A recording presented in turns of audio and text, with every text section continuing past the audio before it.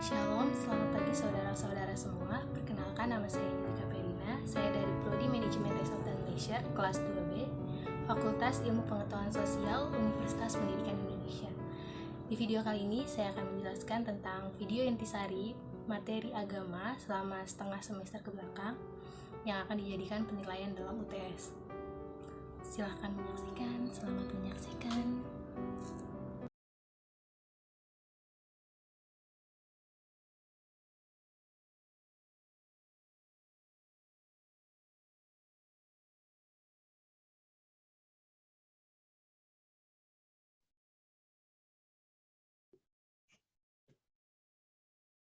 Baik, saya akan mulai dari materi yang pertama, yakni tentang Yesus Kristus. Pengakuan Yesus sebagai Tuhan tertulis dalam 4 ayat yang ada di layar, yakni yang pertama dalam Yohanes 10 ayat 30. Yakni Yesus berkata, "Aku dan Bapa adalah satu." Lalu yang kedua dalam Yohanes 14 ayat 9 yang tertulis bahwa orang yang sudah melihat aku sudah melihat Bapa.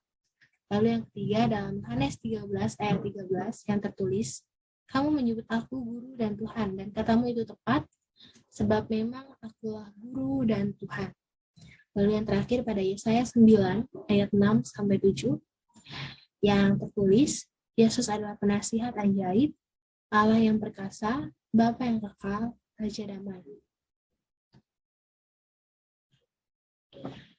Pada umumnya, Yesus dipandang sebagai seorang manusia. Dalam sejarah kehidupan Yesus, ia hidup di bumi, tepatnya di Israel, 200 tahun yang lampau.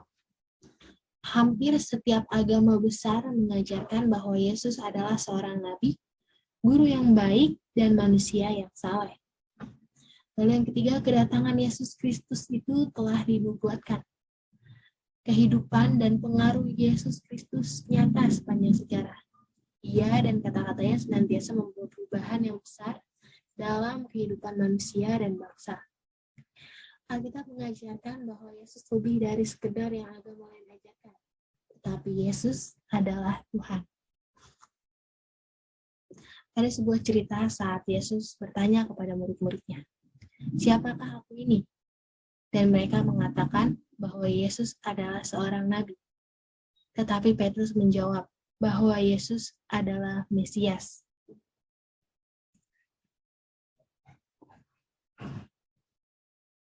Orang Kristen adalah manusia yang beriman kepada Yesus, yang percaya dan mengikuti Yesus. Kunci dari keselamatan tertulis pada Roma 10 ayat 9, bahwa kita harus percaya dan mengakui bahwa Yesus adalah Tuhan. Sebab orang Kristen, yakni kita harus ke gereja, kita harus persekutuan dan diakonia, dan itu adalah buah-buah iman kita. Yesus Kristus juga adalah intisari dari firman Allah. Kedatangannya telah dinubuatkan lebih dari 300 nubuat tentang kedatangan, tentang mukjizat-mukjizat yang akan dilakukan, serta tentang kenaikannya ke surga, serta kedatangannya kembali.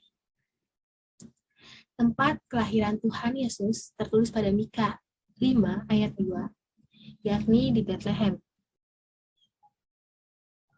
Kesaksian Yohanes Pembaptis tentang Yesus pada Markus 1 ayat 7 dan Lukas 3 ayat 16 yang intinya menyatakan bahwa Tuhan akan datang dan akan membaptis kamu dengan Roh Kudus dan dengan api. Lalu ada juga kemana saja ajaran dan pengaruh dari Tuhan Yesus. Yang pertama, yakni dari hak asasi wanita dan suara rakyat diterima. Yang kedua, sekolah dan universitas didirikan. Yang ketiga, undang-undang untuk melindungi anak-anak dirumuskan. Yang keempat, perhambaan dihapuskan. Dan yang terakhir, peraturan pemerintah tentang perkawinan atau UU pernikahan. Itu adalah semua ajaran dan pengaruh dari ajaran Tuhan Yesus.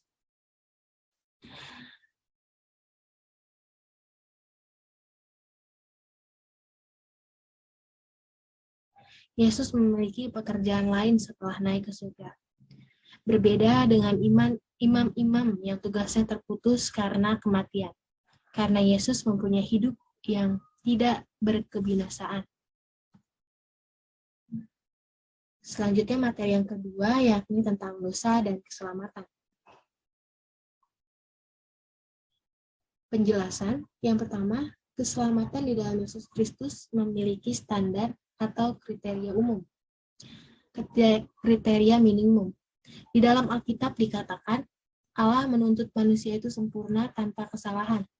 Dalam Yesaya 64 ayat 6 menjelaskan bahwa kita semua adalah kotor dan najis di mata Allah, karena membawa benih dosa dalam diri kita.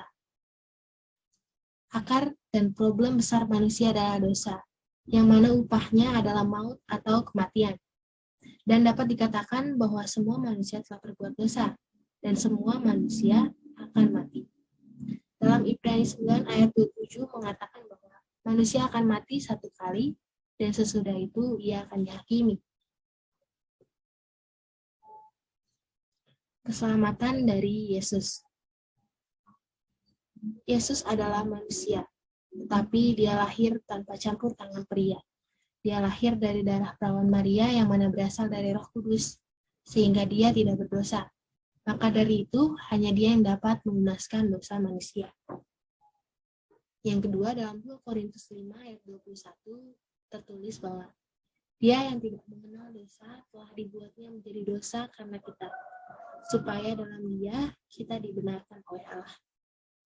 Lalu yang ketiga, maka dari itu, ketika kita membuka pintu hati kita, ketika kita memilih Yesus, maka dia akan masuk dan akan berdamai dengan kita. Maka dari itu, akuilah dosamu dan berdoalah, terimalah Yesus di hatimu. Lalu yang keempat, tujuan dari hidup kita adalah menjadi serupa dengan Yesus. Baik dalam perkataan, perbuatan, kita harus sama dan menyontoh dari dia.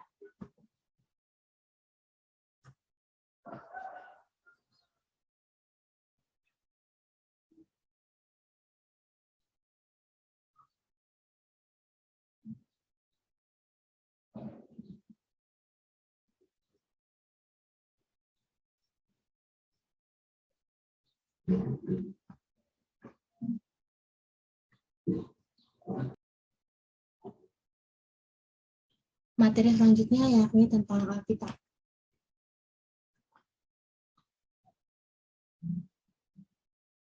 Sejarah Alkitab. Umumnya pendeta atau pengkhotbah akan mengkhotbahkan yang ada di Alkitab. Lalu Alkitab adalah firman Tuhan kepada manusia, yang mana isinya adalah perkataan Tuhan kepada manusia. Lalu yang ketiga, Alkitab sendiri sudah ditulis dalam kurun waktu 1600 tahun. Yang keempat, Alkitab merangkum isi, mulai dari awal penciptaan hingga Tuhan datang kembali. Dan itu tertulis mulai dari Kejadian hingga Wahyu. Kitab pertama Perjanjian Lama ditulis sekitar tahun 1500 sebelum Masehi. Lalu kitab terakhir ditulis sekitar 1100 Masehi. Lalu yang ke-7,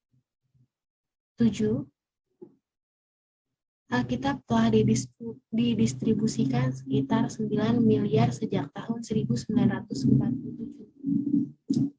Lalu selanjutnya yang terakhir, Alkitab telah diterjemahkan ke dalam lebih dari 800 bahasa serta dimiliki oleh lebih dari 200 negara. Lalu ada sejarah penulisan Alkitab. Pertama kali pesan Tuhan ditulis di batu pada kisah Musa. Alkitab adalah tulisan yang diilhamkan Allah, yang artinya Allah yang bersabda atau Allah yang berfirman. Lalu yang ketiga, zaman dulu belum ada komputer, sehingga pembuatan Alkitab ditulis oleh juru tulis yang memiliki peraturan dalam penulisannya. Salah satu kelompok juru tulis Alkitab yang terkenal adalah Masoret. Kelompok ini terkenal karena sangat baik dalam tulisannya. Mereka menghitung setiap ayat, kata, hingga huruf di dalam Alkitab.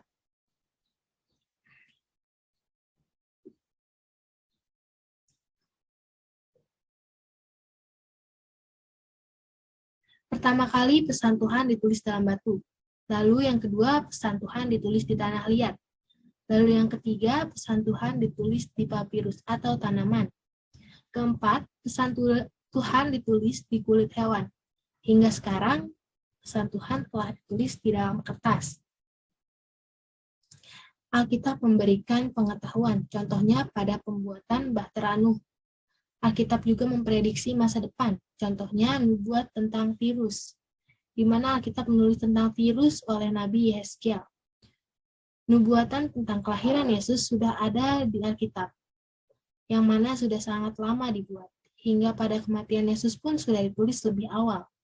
Alkitab adalah tulisan yang diilhamkan, yang artinya Allah yang bersabda atau Allah yang berfirman. Lalu, dalam kelompok penulisan Alkitab, ada peraturan-peraturan. Yang pertama, menggunakan jenis tinta khusus. Yang kedua, memastikan bahwa setiap huruf dari sebuah kata diberi spasi, persis ketebalan satu rambut dari huruf setelahnya. Dan yang ketiga, tidak pernah menulis huruf terkecil sekalipun dalam ingatannya. Lalu dalam kelompok Masoret sendiri ada peraturannya pada zaman dahulu. Yakni yang pertama, mereka menghitung setiap ayat, kata dan huruf dari Alkitab. Kitab Perjanjian Lama yang mereka salin. Yang kedua, mereka juga menghitung berapa kali sebuah huruf digunakan dan ayat, kata dan huruf mana yang tepat berada di tengah buku. Lalu yang ketiga, Masoret adalah beberapa perfeksionis terhebat di dunia. Juru-juru tulis membuat Alkitab dengan kertas pada zaman Masoret, dan jika kertas-kertas tersebut telah usang dan pudar, maka akan dikubur ke dalam tanah melalui acara penguburan. Jadi, dalam kertas-kertas itu kudus, dan dikuburnya juga harus melalui acara-acara. Temuan Alkitab dimulai ketika anak kecil melemparkan batu ke dalam gua, dan ditemukan gulungan kertas dan salinan yang kemudian diproduksi dari sekitar tahun 200 sebelum Masehi ke 100 Masehi, serta membuat mereka hampir 900 tahun lebih tua dari salinan tertua Perjanjian Lama. Satu gulungan yang ditemukan di gua-gua Laut Mati sangat penting, yang adalah gulungan Kitab Yesaya. Hanya ada saja beberapa yang hilang. Yang menakjubkan dari gulungan kitab ini adalah bahwa jika dibandingkan dengan teks Yesaya yang diproduksi 900 tahun setelahnya, mereka cocok hampir kata demi kata. Gulungan itu telah membuktikan kepada kita dan dunia bahwa Perjanjian Lama telah disalin dengan tepat dan diturunkan sampai saat ini. Perjanjian Baru tidak dikubur atau dibakar, dan ribuan naskah Perjanjian Baru masih ada. Perjanjian Baru sendiri ditulis dengan bahasa Yunani, lebih dari 5.700 manuskrip tua, ada yang berisi semua atau sebagian. Ada pula aturan tentang Alkitab dalam Perjanjian Lama, yakni yang pertama, kitab tersebut dibuat oleh Nabi. Lalu yang kedua, penulisannya harus diakui berasal dari Tuhan dan menggunakan bahasa Israel. Lalu ada juga peraturan Perjanjian Baru. Yang pertama, kitab tersebut diketahui berasal dari Tuhan. Yang kedua, kitab tersebut ditulis oleh Rasul atau Nabi Tuhan. Lalu yang ketiga, kitab tersebut dapat dibuktikan kebenarannya. Lalu yang keempat, kitab tersebut memiliki pengaruh untuk mengubah kehidupan manusia. Yang terakhir, kitab tersebut digunakan oleh orang percaya atau pengikut Kristus. Setelah semua salinan kuno dibandingkan, kita memiliki 99% teks asli yang Tuhan ilhamkan kepada para penulis untuk direkam. Dari bagian kecil yang tersisa yang sama sekali tidak kita yakini, tidak ada yang berurusan dengan satu hal yang akan mengubah satu iman kita. Lalu kita melanjutkannya ke materi selanjutnya, yakni tentang iman dan ketaatan. Contoh dari iman dan ketaatan. Kita mengambil dari ayat Alkitab yakni Filipi 2 ayat 8 yang tertulis, dan dalam keadaan sebagai manusia ia telah merendahkan dirinya dan taat sampai mati, bahkan sampai mati di kayu salib. Itu adalah contoh dari ketaatan dan iman dari Yesus Kristus dan tindakan-tindakan yang dapat kita lakukan. Nah, yang pertama yakni contoh tindakan yang pernah terjadi seiman dan ketaatan itu yang pertama. Tindakan pertama, karena ketidaktaatan Adam dan Hawa, maka semua keturunan manusia berdosa.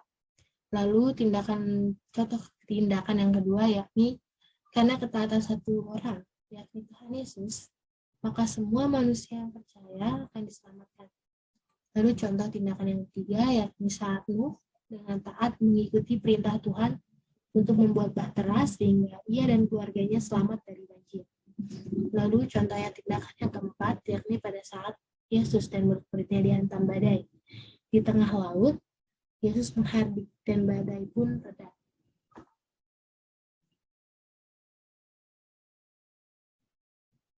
Lalu apa yang dapat kita lakukan jika ingin mendapatkan keselamatan? Itu tertulis yang pertama dalam 1 Korintus 7 ayat 19 yang tertulis bahwa sebab bersunat atau tidak bersunat itu tidak penting. Yang penting ialah menaati hukum Allah. Dari sini kita belajar bahwa yang terpenting itu bukan lahiriah, tetapi yang terpenting adalah kita menaati dan mengikuti semua hukum-hukum Allah. Lalu yang kedua tertulis dalam Yehezkiel 11 ayat 9 yang tertulis, aku akan memberikan mereka hati yang lain dan roh yang baru di dalam batin mereka. Juga aku akan menjauhkan dari tubuh mereka hati yang keras dan memberikan mereka hati yang taat. Yang ketiga, jika kita ingin mendapat keselamatan yang paling penting, yakni percaya dan taat kepada Yesus. Dan percaya dan taat itu berkesinambungan. Ketika kita percaya, maka kita taat. Ketika kita percaya bahwa Yesus adalah Tuhan, maka kita digaransi oleh Allah bahwa Dialah yang akan menyelamatkan kita.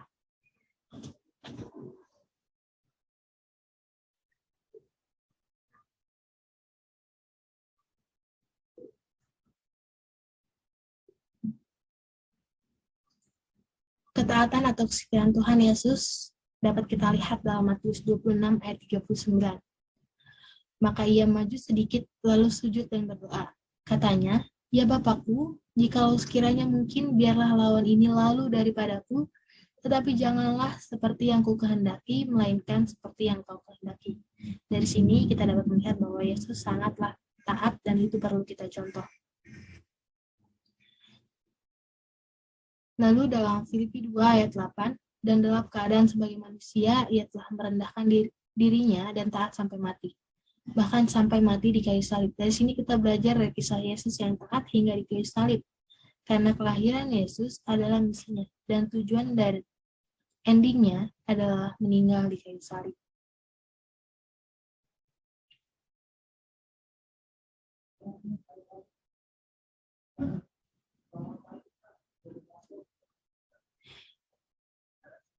Contoh-contoh ketaatan yang tadi dari Nuh, kita juga belajar dari Abraham. Abraham taat ketika ia dipanggil untuk berangkat ke negeri yang akan diterimanya menjadi milik pusakanya. Dan ia berangkat dan tepat seperti yang dikatakan Tuhan bahwa itu adalah negeri yang membuatnya berkecukupan dan Tuhan juga memberikan seorang anak laki-laki kepada Abraham. Dan itu dari materi ini tertulis dalam Kisah Para Rasul 5 ayat 29 yang tertulis, tetapi Petrus dan rasul-rasul itu menjawab, katanya, kita harus lebih taat kepada Allah daripada kepada manusia, dan itu tepat.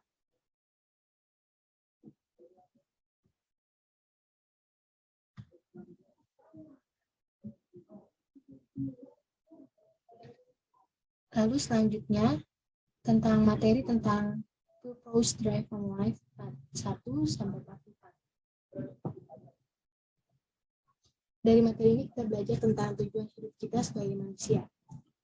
Kehidupan, yaitu segala sesuatu yang diawali oleh Allah, kita dibuat oleh Allah dan untuk Allah. Allah menginginkan kita hidup mengikuti peraturannya. Kita dapat menemukan identitas dan tujuan hidup kita melalui hubungan dengan Tuhan Yesus. Tuhan memikirkan kita jauh sebelum kita memikirkannya, dan itu tepat. Tuhan telah merancang kehidupan kita bisa memilih karir, pasangan, hidup, hobi, dan lainnya.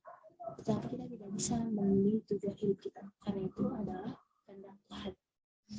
Lalu yang terakhir, ketika seseorang tidak memiliki tujuan atau target yang mau dicapai, maka hasilnya tidak maksimal dan tidak memiliki semangat.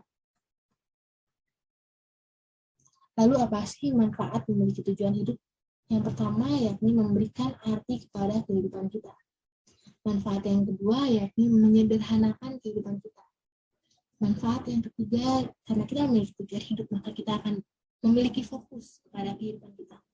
Manfaat yang keempat, ketika kita memiliki tujuan hidup, maka kita mengetahui fokus kita, sehingga kita akan termotivasi untuk bekerja, untuk mencapai tujuan tersebut.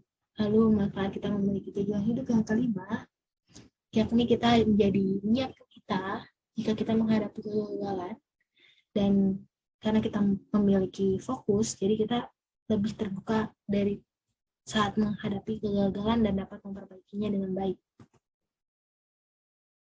Lalu apa sih tujuan Tuhan menciptakan manusia? Yang pertama, Allah menciptakan kita untuk kekekalan. Maka dari itu, ingatlah bahwa hidup adalah penugasan sementara. Hidup sangatlah singkat dan bumi hanyalah tempat tinggal sementara. Dalam Yakobus 4 ayat 4 dikatakan, "Hai kamu orang-orang yang tidak setia, tidakkah kamu tahu bahwa persahabatan dengan dunia adalah permusuhan dengan Allah? Jadi barang siapa yang hendak menjadi sahabat dunia ini, ia menjadikan dirinya musuh Allah." Lalu hal apa sih yang dapat kita lakukan untuk memuliakan Tuhan?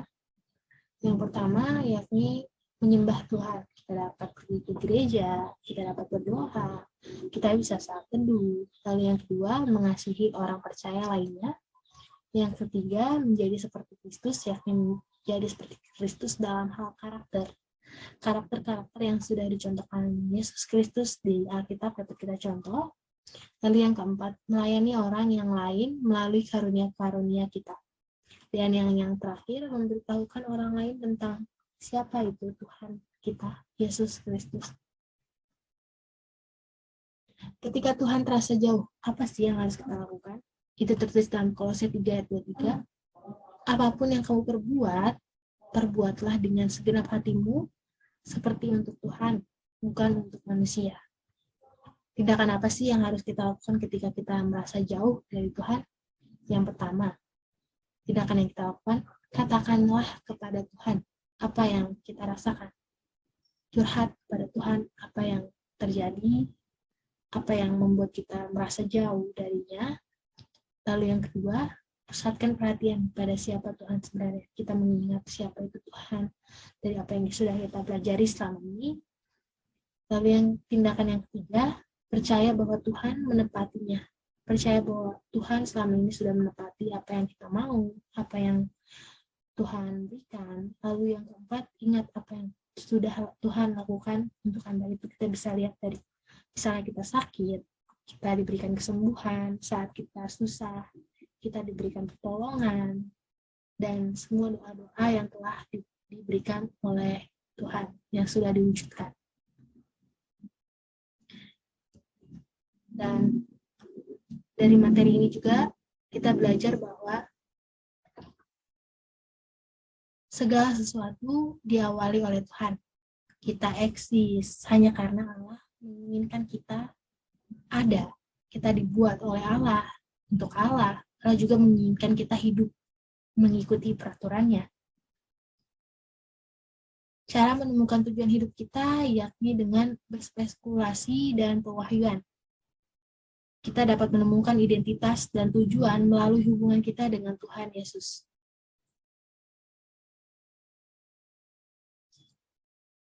Tujuan hidup kita sesuai dengan tujuan yang lebih besar daripada alam semesta yang diciptakan Tuhan untuk kekekalan. Kita atau manusia bukanlah sebuah kebetulan. Karena yang pertama, Tuhan sudah memikirkan kita jauh sebelum kita ada. Yang kedua, Tuhan menjadikan kita dengan satu maksud, yaitu untuk mewujudkan tujuannya. Yang ketiga, Tuhan menciptakan alam semesta karena Ia adalah Tuhan atas kasih. Lalu terdapat 5 hal umum yang menggerakkan kehidupan manusia. Ya, dan itu sering terjadi pastinya pada kita semua. Yang pertama yakni rasa bersalah. Yang kedua, kebencian dan kemarahan. Yang ketiga, ketakutan. Yang keempat, materialisme. Dan yang kelima, kebutuhan untuk diterima.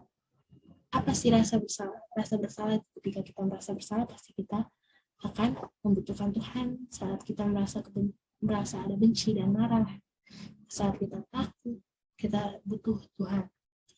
Kita seseorang memiliki tujuan dan target yang mau ia capai, maka hasilnya akan maksimal. Tetapi jika seseorang tidak memiliki tujuan dan target, apa yang terjadi? Maka hasilnya tidak akan maksimal dan dia tidak memiliki semangat untuk memperjuangkan sebuah apa yang ingin dia harapkan, apa tujuannya.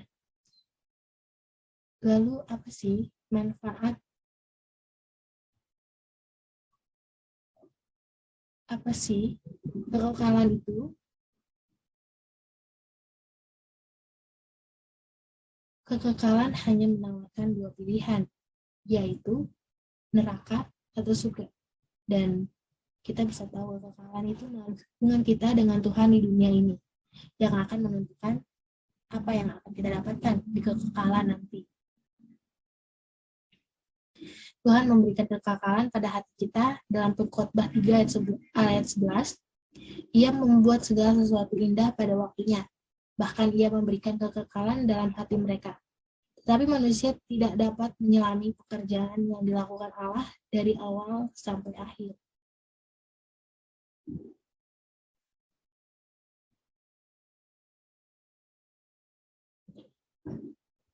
Hidup dalam terang kekekalan yakni menghargai hubungan dan karakter daripada kepopuleran dan kekayaan yang menunjukkan kesenangan.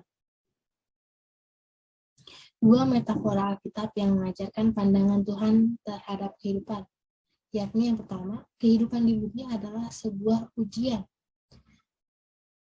Tetapi Tuhan tidak pernah membiarkan ujian yang kita hadapi melebihi anugerah yang Tuhan berikan. Yang kedua, kehidupan di bumi adalah sebuah kepercayaan Tuhan kepada kita. Kita hidup di bumi karena Tuhan percaya bahwa kita dapat mewujudkan tujuan Tuhan. Lalu, hidup ini adalah penugasan sementara yang hanya daripada Tuhan.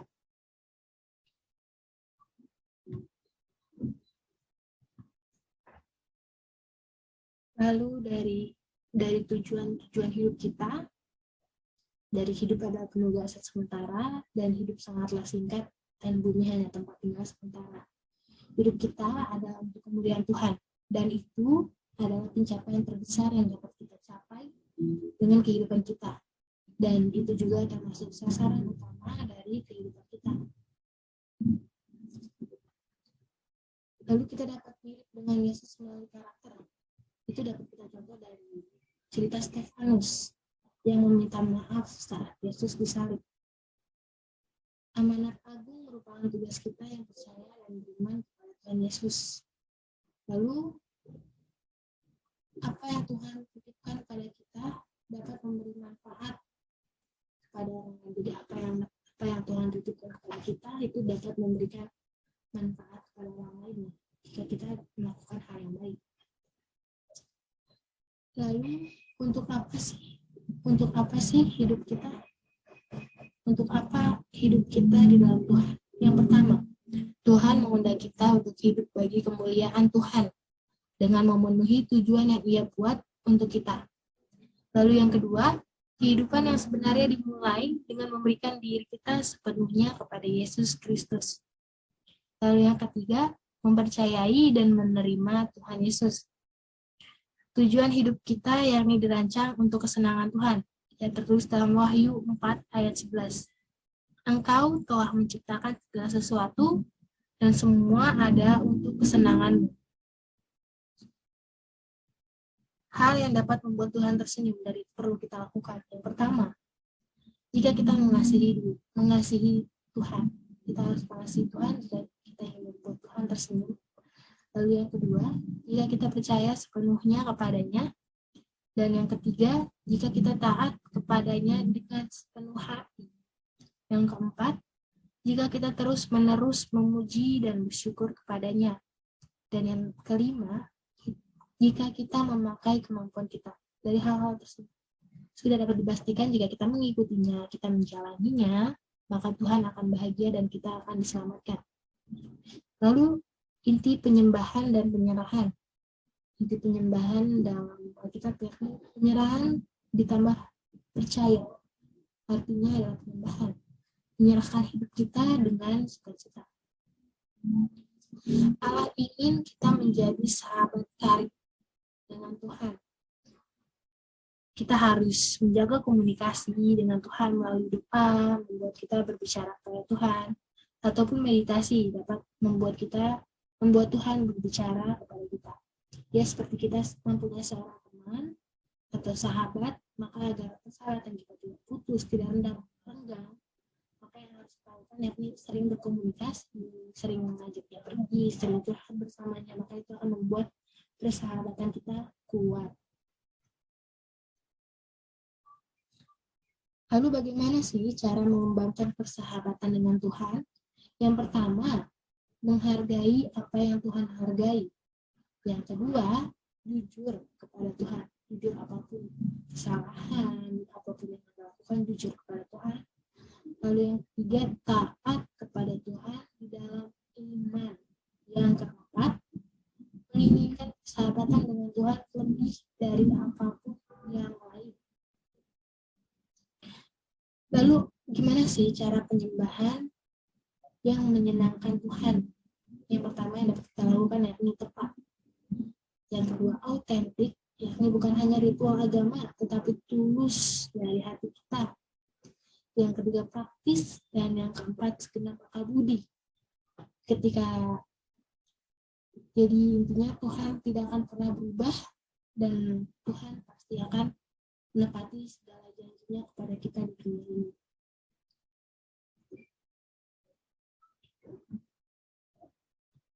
Sekian materi intisari mata kuliah Pendidikan Agama Kristen yang saya sampaikan dari materi dari setengah semester ke belakang yang akan dijadikan sebagai penilaian UTS. Semoga video ini bermanfaat. Terima kasih telah menonton dan menyaksikan. Shalom.